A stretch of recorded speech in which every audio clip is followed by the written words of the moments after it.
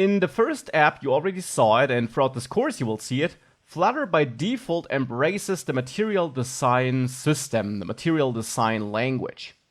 Material design looks like this, as an example, and it's a design system created and heavily used by Google. Now, it's not Google style for everyone though. It's highly customizable and works on iOS devices too, so you can also use it in your iOS apps.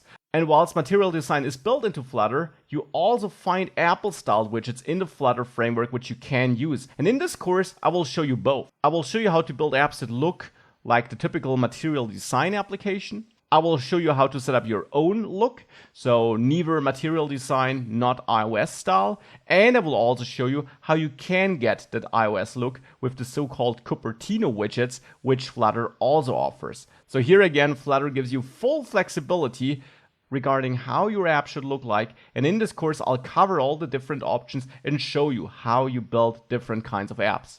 For the majority, I'll use the built-in material design widgets, but you will learn how you could deviate from this as well.